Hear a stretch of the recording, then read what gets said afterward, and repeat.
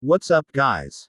Welcome back to Beyond the Box Score, where we dive deep into the games that don't always make the national headlines, but the ones that can win or lose you money. Tonight, we've got some Thursday night Sun Belt action, and it's a matchup that's way more fascinating than the records might show. South Alabama hitting the road to take on Georgia State.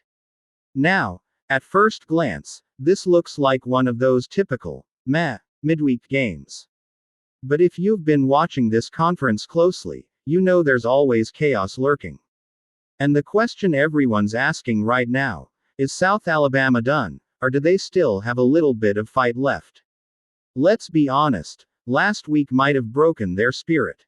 Sitting at 1-5 going into a must-win home game against Arkansas State, they had every reason to come out swinging. Arkansas State has one of the worst run defenses in the country. This was a setup for South Alabama to do what they do best: pound the rock, control the tempo, get a feel-good win, and keep the faint bowl hopes alive. But instead, they imploded.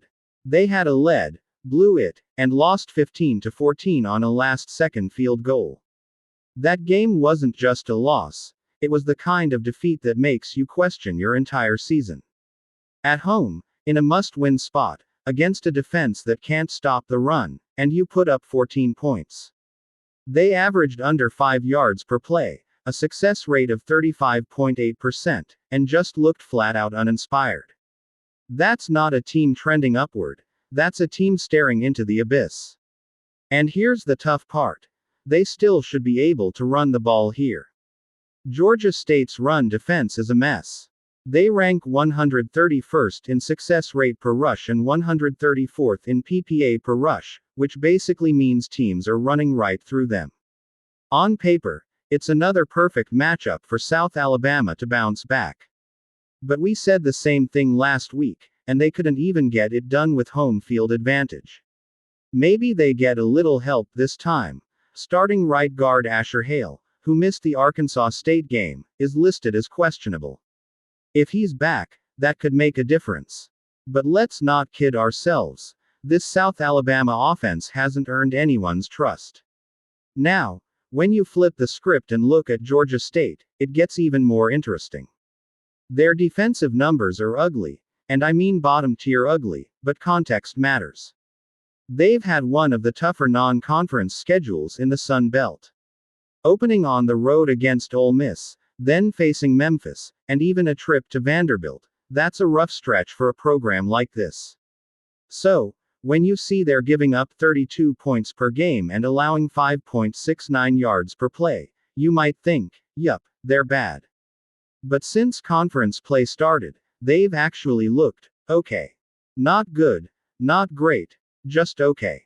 They still struggle against the run, giving up nearly 4.9 yards per carry and a 47% success rate per rush, but compared to where they were early in the year, that's improvement.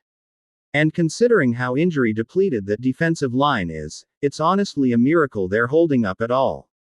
They lost Dorian Royal and Sermel, both starting defensive linemen, for the season before October even hit. Then last week, Henry Bryant left the game early. Ian Matthews has been banged up and barely played, and freshman Jardavius Floney, who's been taking a ton of snaps, is questionable too. That's 5 key guys on the defensive line either out or limited. So yes, South Alabama should be able to run it, but should and will are two very different things. They had the same setup last week and completely flatlined. Meanwhile, Georgia State's defense, even with all the patchwork, has managed to hang in there against Sun Belt competition. You have to respect that resilience. Now let's get to the fun part: Georgia State's offense, because this is where things really start to turn. Coming into the season, everyone thought Christian Valaire was the guy at quarterback. Then T.J. Finley, the former Auburn kid, transferred in late, and we had ourselves a full-blown QB battle. Finley got a look, Valaire struggled, and then suddenly a third quarterback entered the picture: Cameron Brown. Nobody was really talking about him at the start of the year, but now he might be the answer. Last week against Georgia Southern, Brown started and finally gave this offense some life.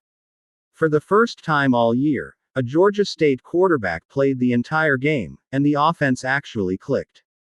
They put up 24 points with a 59.7% success rate and averaged over 6.1 yards per play, their most efficient FBS performance of the season. Brown threw for 280 yards with a 104.6 QB rating, spreading the ball around with confidence and composure. Yeah, Georgia Southern's defense is awful, but guess what? So is South Alabama's. Let's not forget what happened the last time South Alabama hit the road. They went to Troy and got dog-walked. Gave up 31 points, allowed 6.3 yards per play, and a 45% success rate, all to a team running a backup quarterback. That's not a defense that's going to travel well, especially against a Georgia State offense that's finally found a little bit of rhythm. So, what's the play here? Honestly, I think Georgia State's going to move the ball. Cameron Brown's mobility and confidence give them a spark they were missing, and South Alabama looks deflated. If you're betting this one, the over 55.5 feels like the best angle. Both teams can run it, both defenses are shaky, and both quarterbacks have something to prove. If I had to pick a side, I'm leaning Georgia State plus 6.5, but I'll admit, I didn't end up pulling the trigger myself. It's one of those games where you know the chaos factor is high. Still, if you're watching this one tonight, keep an eye on the trenches. South Alabama's offensive line versus that injury-ravaged Georgia State front could decide the game. But if Georgia State can just hang in there defensively and Cameron Brown continues to look comfortable, this could turn into a sneaky fun shootout. And remember, it's Thursday night Sun Belt football. Things always get weird. I'm leaning Georgia State in the over, but no matter how you play it, bet smart, manage the bankroll, and enjoy the madness. Thanks for tuning in to Beyond the Box Score, and as always, we'll be live at midnight Eastern breaking it all down, so swing by, drop your picks in the chat, and let's cash some tickets together.